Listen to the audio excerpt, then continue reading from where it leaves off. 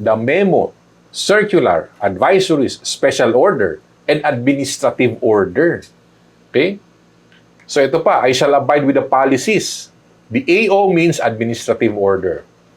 Circulars, policies of DOH. Sipin mo nakasulat doon, dapat daw alam ninyo yung policies ng DOH. Sirahan ba sila ng bait? Di ba? Alam mo, I'm going to be very honest with you. Even PhilHealth employees, okay, they do not read the Republic Act. Okay? Well, ako binasa ko yung Republic Act and all the amendments kasi nga kailangan kong basahin. But probably more than 50% of the employees, they don't read that. So it's quite ridiculous you are being asked to read the AO. And can you look at these policies of DOH? Anong policy ng DOH? Ang dami ho na yan. Okay? It's very ridiculous. Okay, ito yon. Are you serious? No, nobody reads it. Okay? Probably a few. Next. Ito po, I am fully aware.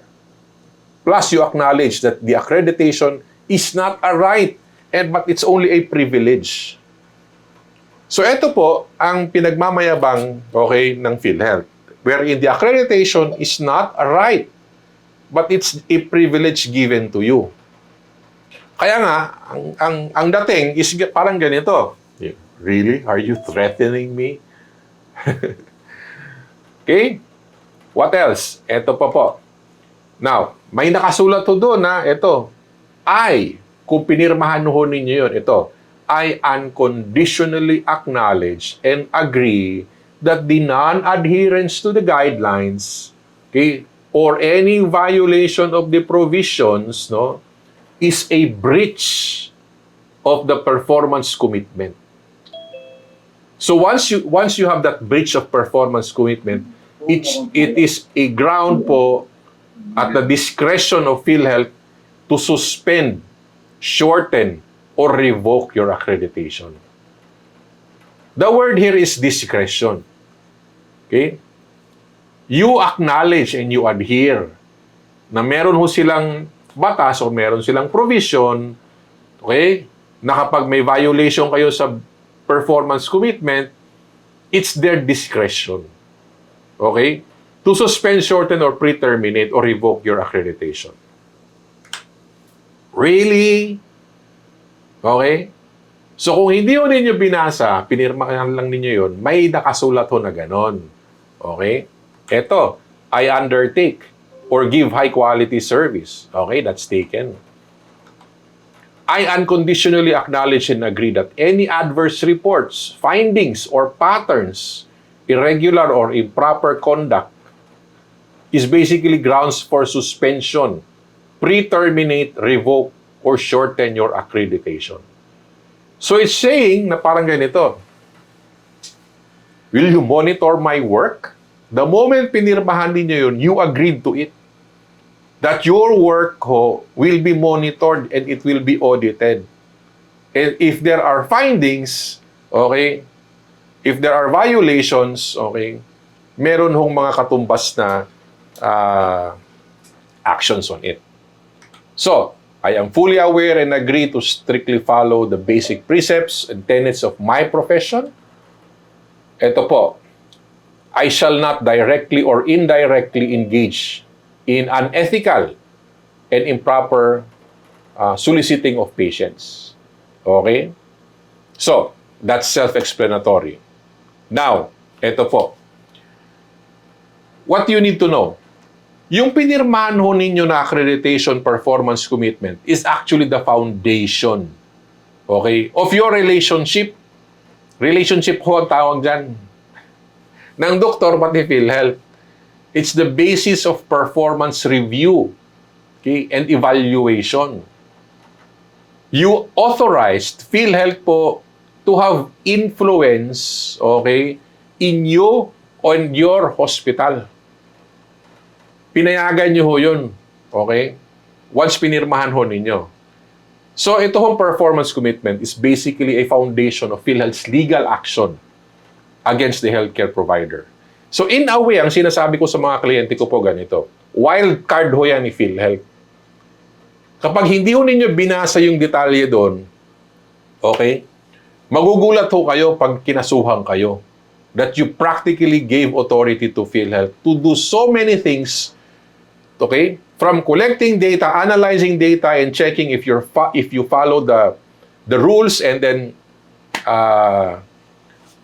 you will be investigated, and then they will file a case against you. Okay? So, ganun ho kabigat to yung accreditation na pinirmahan ninyo. Now, to simplify everything, yung pinirmahan ho ninyo at yung relationship supposed to be dapat ninyo, it's actually based on it's more for PhilHealth. Okay? Dahil it's basically the power of the purse. They have the money, so they will dictate kung whatever works and what will not work. Ito pa, if you do not follow the rules, they will kick you out. Okay? Again, ang pinagmamalaki ho dito, the accreditation is not a right, but it's a privilege. So it's a take it or leave it agreement. Okay? So, it's basically all about them.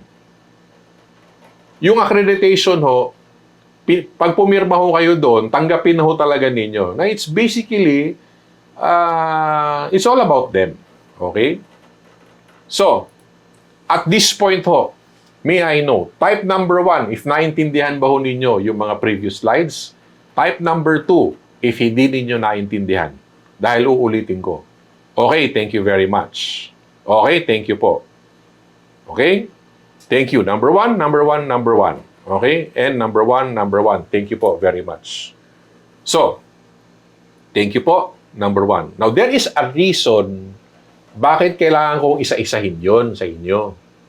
Number 1, alam ko po na hindi ho ninyo binabasa yon. Kung binasa man ninyo, madali ang basa. Why? It's not doctor-friendly. Okay?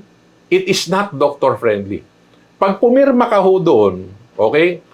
Pag binasa ho ninyo, magugulat ka. Okay? Dahil parang sinabi nilang, you need to be a student of law. Okay? Or a law student before you sign that. Kasi ho, ang pinapabasa ho sa inyo, ang pinapa-admit sa inyo is naintindihan ba ninyo yung batas. The Republic Act 7875 has been amended twice. So, the Republic Act and its amendment twice, 3 na. Plus the UHC law, 4. O, para kang nag-enroll sa law. And the IRR. Okay? So, what if nobody will sign? Okay? Kapag hindi naman ho ito pinirmahan do, hindi kayo accredited. Okay? So, again, no, I'm not maligning PhilHealth. Ang sinasabi ko lang ho sa inyo, yung pinirmahan ho ninyo, okay, it's all for them. Okay? It's all for them. It's a little bit ridiculous, but because it's the power of the purse. Okay? Now, so, ibig sabihin, pag-ingatan ho ninyo yung practice ninyo, pati yung pagsunod ng mga rules ni PhilHealth. Because kapag hindi ho ninyo alam yung pinirmahan ninyo at meron ho kayong unintentional action na ginawa na medyo violation ang dating, okay, hahabulin ho kayo. Okay?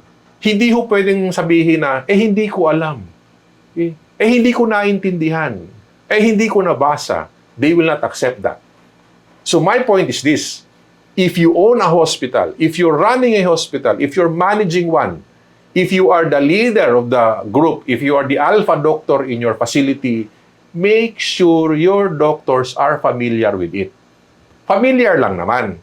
You don't need to memorize everything. So for as long as they have an idea on it, okay, I'm pretty sure things will be okay.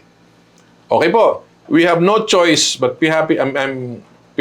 Because we amend it pero di tinanggap. Okay. Yeah. Actually, again ho, hindi ho nila tatanggapin yan. Kasi ano hong amendment? Kasi nga, bakit, why will they be influenced by other organization? Okay? So, eto naman ho, ang principle ng taga PhilHealth. Okay? So, yung mga sinabi ko sa inyo na medyo sul-sul ang dating, okay, pangpainis yun. Pero sa point of view ni PhilHealth, ganito. So ako si PhilHealth. Yung pera ng taong bayan, okay, binigay sa akin. Okay?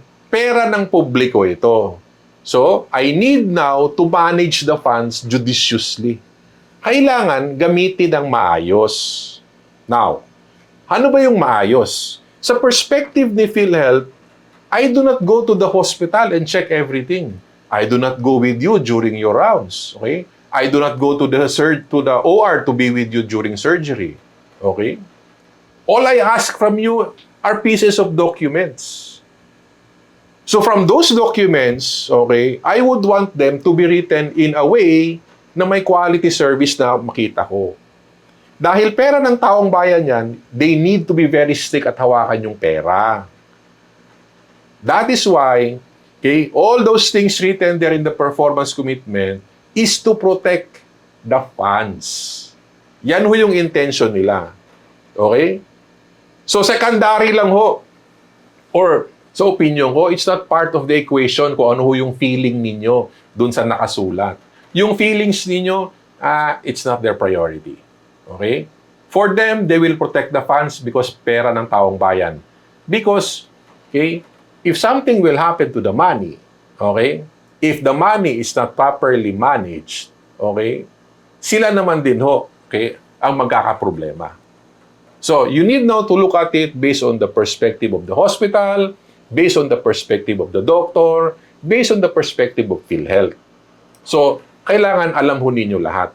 So, if there are unintentional violations, okay, I'm pretty sure they will act on it. Okay? So, at least ho, may idea kayo. Okay? Now, before I will proceed, may I know, naintindihan ninyo